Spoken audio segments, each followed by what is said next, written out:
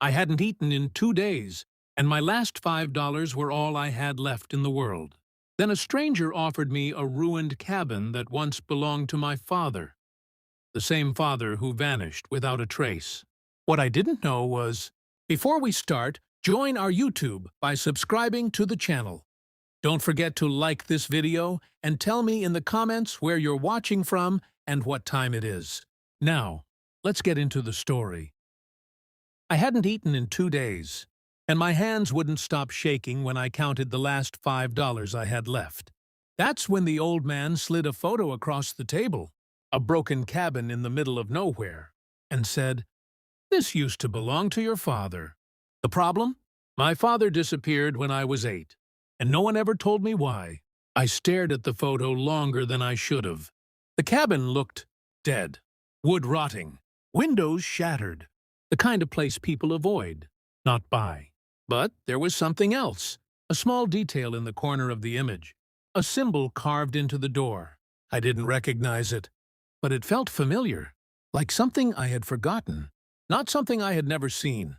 "Why are you showing me this?" I asked. The old man leaned back, studying me like he already knew what I'd say next. "Because it's yours now, or it can be, if you want it." I let out a dry laugh. "I've got $5 to my name." He nodded. "That's exactly what I'm asking for." I thought he was joking. I mean, who sells land for $5? But he didn't smile. And that's when something shifted inside me. You ever hit a point where things are so bad, you stop being scared of making the wrong choice? Yeah, that was me. "Why?" I asked quietly. He paused, just for a second, then said, "Because some things aren't meant to be sold. They're meant to be returned." That didn't answer anything, but somehow it made me want it more. If you've ever been at rock bottom, you know this feeling. When logic doesn't matter anymore. When hope comes from the strangest places. So yeah, I did something stupid. I bought a ruined cabin in the middle of nowhere for $5, and I had no idea that decision was about to change everything. Curti di torn. Crunchod friends. The next morning, I packed everything I owned into a torn backpack, which wasn't much. A hoodie, a half-empty water bottle, a photo of my mom, the only thing I had left of her. I didn't even have enough money for a proper bus ticket. Had to convince the driver to let me ride halfway. The rest, I walked. Miles. Dust sticking to my shoes, sun burning the back of my neck. That photo of the cabin folded in my pocket like it meant something. I kept thinking about what the old man said. "This used to belong to your father." Used to. That word kept bothering me. Because no one ever told me my dad owned anything. In fact, no one ever talked about him at all. It was like he just vanished from the world. And now suddenly, there's a cabin? Didn't make sense. But then again, nothing in my life did. By the time I reached the edge of the forest, the sun was already starting to drop. The place felt off. Too quiet. No birds, no wind, just this heavy silence pressing down on everything. I stood there for a second, thinking maybe I'd made a mistake. Actually, not maybe, definitely. But then I remembered something my mom used to say. When life gives you nothing left to lose, that's when you find out who you really are. So I kept walking. Branches snapped under my feet. Shadows stretched longer. Every step felt like I was going deeper into something I didn't understand. And then I saw it. The cabin. Even worse in real life. The roof sagged in the middle. Walls covered in dark stains. Door hanging slightly open like it was waiting for me. I stopped. My chest tightened. "This is it?" I muttered. "I mean, seriously? This is what I traded my last $5 for? A pile of wood ready to collapse?" For a moment, I just stood there, thinking about turning back, about how stupid this all was. But then something caught my eye. The door. That symbol from the photo. It was carved deeper than I expected. Not random, not messy, precise, deliberate. I stepped closer, ran my fingers over it. And that's when something weird happened. I felt something. Not pain, not fear, just recognition. Like my body remembered something my mind didn't. I pulled my hand back quickly. "Okay," That's new, I whispered. The air felt colder suddenly, or maybe that was just in my head. I pushed the door open. It creaked loudly, echoing through the empty space inside. Dust everywhere. Broken furniture. Floorboards that looked like they'd give up if I stepped wrong. The smell hit me first. Old wood. And something else. Something I couldn't place. I took a step inside. Then another. Each one louder than the last. "Hello," I called out. Nothing. Of course, nothing. What was I expecting? But here's the thing. Even though it looked abandoned, it didn't feel empty. You ever walk into a place and just know someone was there recently? Yeah, that feeling. I shook it off. Relax, Ronnie. You're just tired. I started looking around, not sure what I was even hoping to find. Maybe proof that this wasn't a complete waste.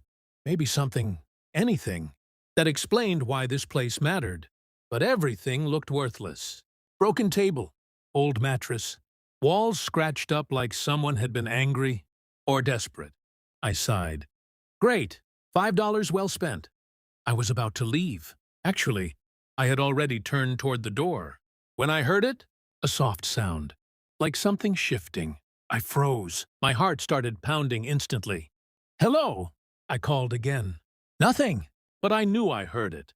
Slowly, I turned back, scanning the room. That's when I saw it. The floor, one of the wooden planks, slightly raised. Just enough to notice. Just enough to make you curious. And here's the part I still think about. If I had been even a little more tired, if I had ignored it, if I had just walked away, none of what happened next would have ever happened. I stepped closer, kneeling down, my fingers hovering over the edge of that loose plank. "This is stupid," I muttered, but I couldn't stop. I pulled it up, and underneath, there was something, a small metal box, covered in dust, locked. My breath caught. "Okay, now we're talking." I looked around, half expecting someone to jump out and stop me, but it was just silence. Again, always silence. I picked up the box. It was heavier than it looked. Cold, old, and right on top, that same symbol, the one carved into the door, the one that made my chest feel tight. "What the hell is this place?" I whispered. Because suddenly, this wasn't just a broken cabin anymore. This was something else, something hidden, something my father left behind. And for the first time in years, I felt it. Hope. Real hope. But here's the twist. I had no idea. Opening that box was about to put me in danger. The kind of danger you don't walk away from. And I didn't even have the key.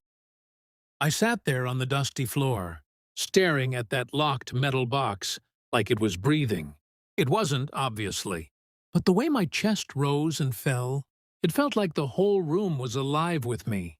"All right," I whispered. "Think." I didn't have a key. Didn't even have proper tools. Just $5, worth of bad decisions in a cabin that felt like it was watching me. I turned the box over in my hands. No visible lock mechanism. Just a small slot on the side. Strange. Too clean for something this old. Almost like it wasn't meant to be opened by force. That's when I noticed something else. A faint engraving, barely visible under the dust. Numbers. Or maybe coordinates. I wiped it with my sleeve. Yeah, definitely numbers. My heart started beating faster. Okay, this is real. This wasn't random junk. This was something planned, something hidden on purpose. And somehow, it was meant for me. But here's the problem. I had no clue what to do with it. I stood up slowly, still holding the box, and looked around the cabin again. This time, I wasn't seeing broken furniture. I was seeing clues.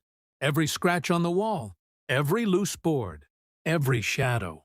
Like the whole place was trying to tell me something. Come on, think, Ronnie. I started checking everything. Drawers, cabinets, under the mattress. Nothing. Just dust and disappointment. And that feeling again. Like I was being watched. Not in a creepy way. More like expected. Like someone had been waiting for me to show up. I shook my head. Yeah, you've officially lost it. But still, I kept searching. Because now I couldn't stop. And then I found it. Behind the old fireplace, there was a crack in the wall. Thin, almost invisible unless you were really looking. I pressed against it. Nothing. Tried again. Harder. Still nothing. Seriously? I stepped back, frustrated. And that's when my eyes landed on something I had missed before. A small carving, right above the fireplace. The same symbol, but this one was different. It had lines extending from it, like directions. I stared at it, then looked down at the crack again, then back at the symbol. Wait! I placed my hand over it, turned slightly, following the direction of one of the lines, and pushed. Click. I froze. That sound echoed louder than it should have. Slowly, the wall shifted, just a little, enough to reveal a hidden compartment. My heart was racing now. No way.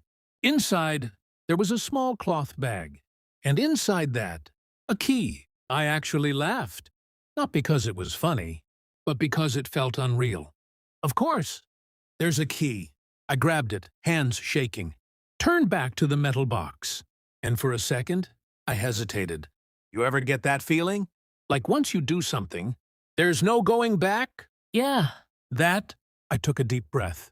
Whatever this is, I'm already in. The key slid in perfectly. Too perfectly. Like it was always meant to. I turned it. Click. The lock opened. And just like that, everything changed. I lifted the lid slowly, expecting money, jewelry, something valuable. But what I saw instead made no sense. Papers, old documents, photos, and a small, worn-out notebook. That's it? I flipped through them quickly.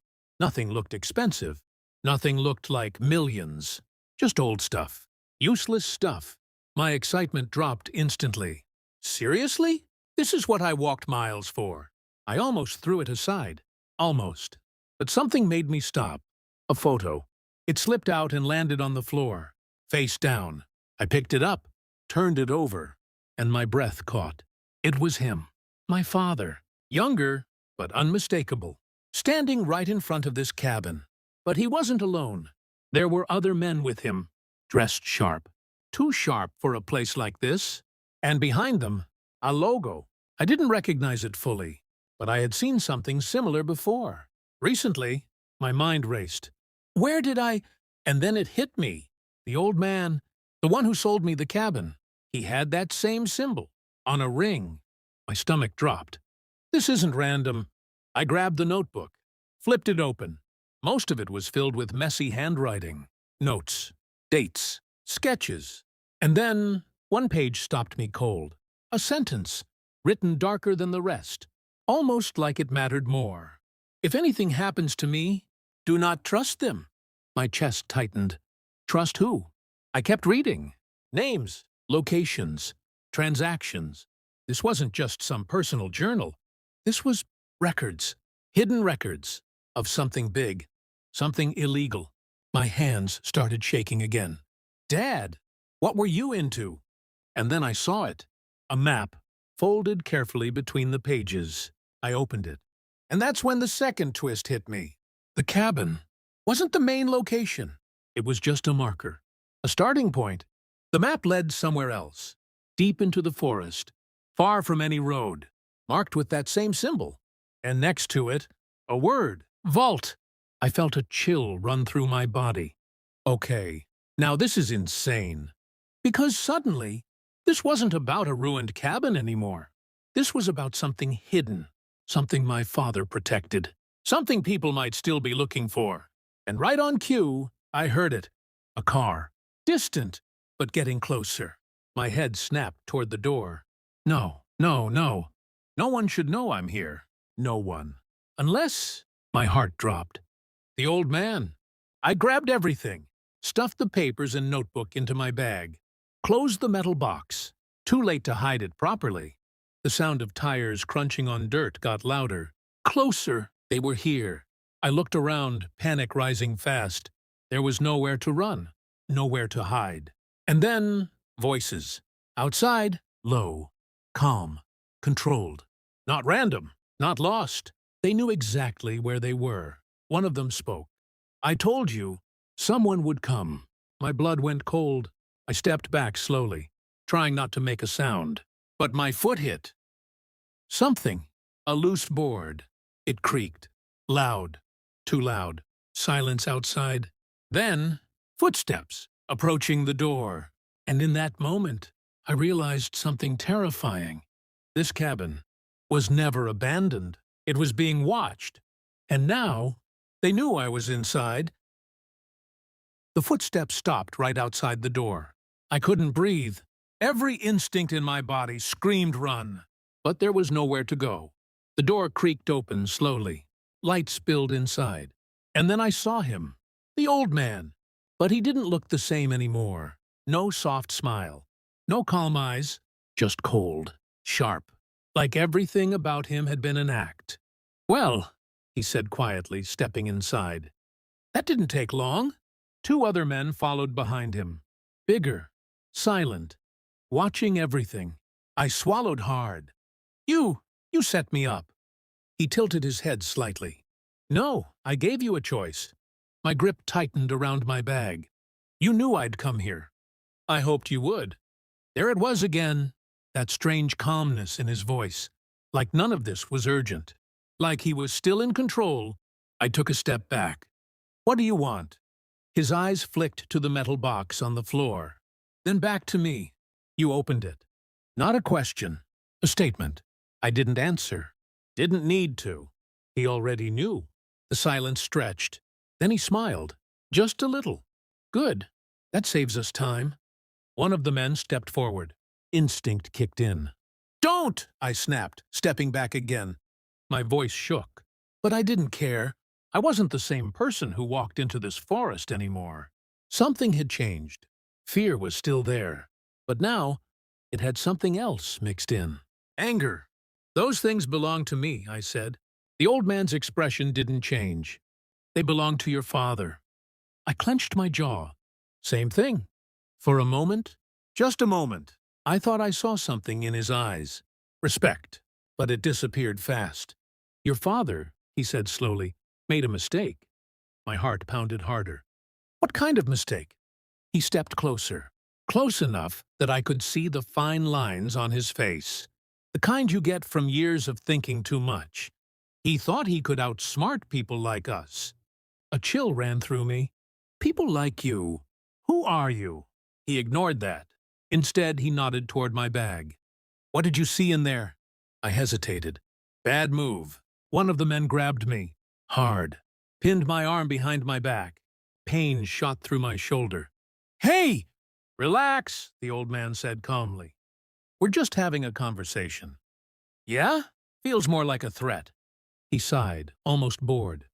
"Ronnie, do you really think your father left that for you to keep?" That hit harder than I expected. Because part of me actually did. "He warned me," I said, forcing the words out. "Said not to trust you." That got a reaction. Small, but real. The old man's smile faded. "Did he?" "Yeah." Silence again. Thick this time. Heavy. Then he nodded slowly.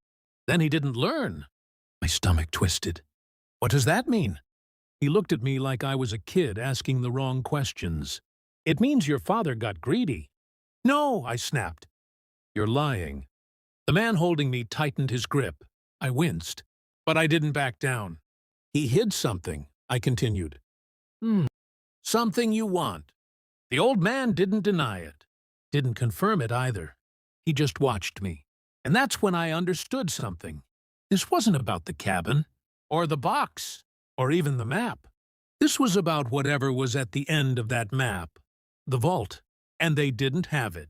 Otherwise, they wouldn't be here. A small thought formed in my mind.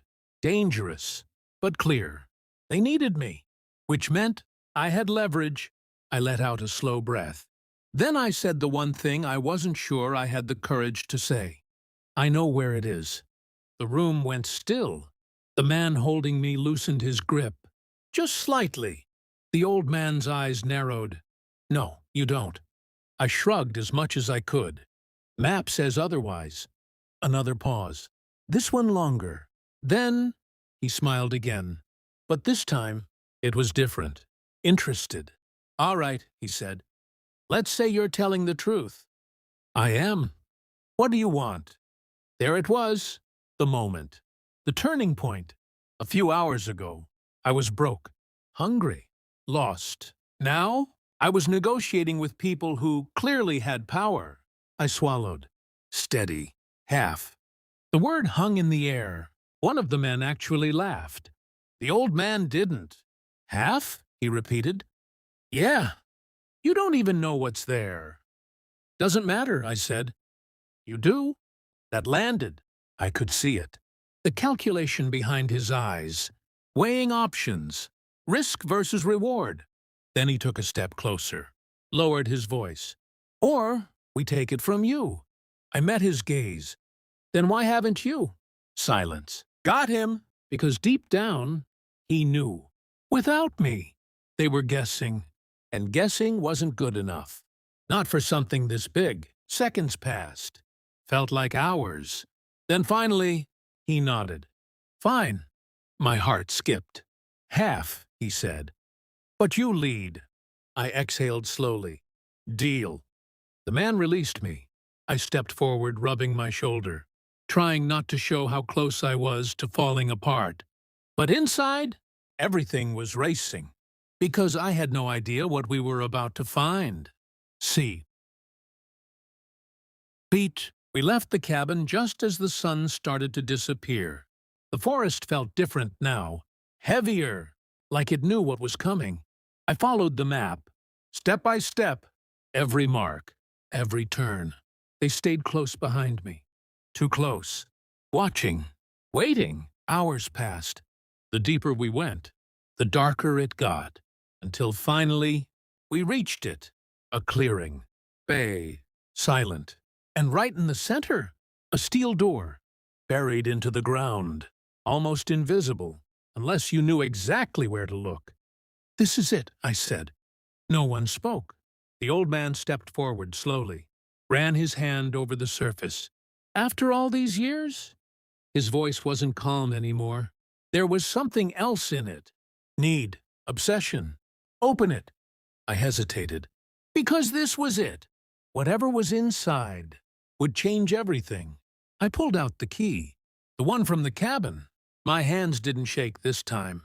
I inserted it, turned. A deep metallic click echoed through the clearing. The door unlocked. I lifted it, slowly, heavy, and when it opened, we all looked inside, silence. Then the old man laughed, soft at first, then louder. Of course, he muttered. I stared, confused, because what I saw wasn't gold, wasn't cash. It was boxes, dozens of them, filled with documents, hard drives, records. And then I realized, this isn't money, I said. It's better, he replied. I looked at him. What do you mean? He turned to me, eyes sharp again. This is leverage. It hit me all at once. Everything my father had written, the names, the transactions. This wasn't just hidden wealth. This was evidence against powerful people. Against them, my stomach dropped. You've been looking for this, to destroy it. He didn't answer. Didn't need to. I stepped back. No, I'm not giving you this. The man moved instantly, but this time I was ready. I grabbed one of the boxes, held it tight. You touch me. This goes public. The old man stopped them with a hand. Smart. He knew I meant it. You don't understand what you're doing, he said.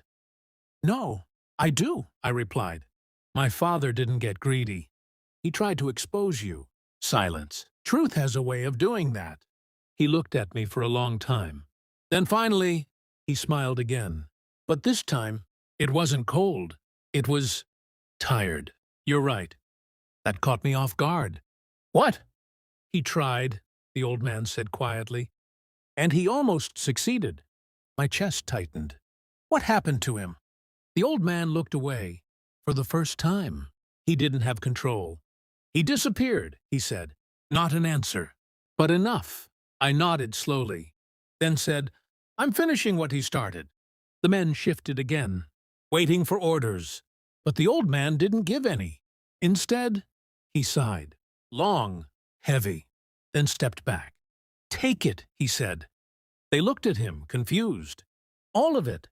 My heart pounded. What? You heard me, he said. This isn't our fight anymore. I didn't trust it. Not fully, but I didn't hesitate. I grabbed as much as I could, because this wasn't just about money anymore. This was bigger, much bigger. See. Pete, months later, everything changed. The files went public. Every name, every deal, every secret. And people noticed. Authorities got involved. Investigations started. Powerful people fell, and for the first time in my life, I felt like I had done something that mattered. The cabin, I rebuilt it. Slowly, piece by piece. Not because it was worth millions, but because it meant something. It was his, my father's, and now, mine. Funny thing is, I started this with $5. And yeah, people later offered me money for the story. Big money. But that wasn't the real value. The real value was truth, was closure, was finally understanding who my father really was. He wasn't a criminal. He was someone who stood up, even when it cost him everything. And now, so was I. So if you're watching this, and you feel like you've got nothing left, just remember, sometimes the smallest decision leads to the biggest change. And sometimes $5 is all it takes. If this story meant something to you, let me know in the comments. And yeah, stick around, because you never know what story comes next.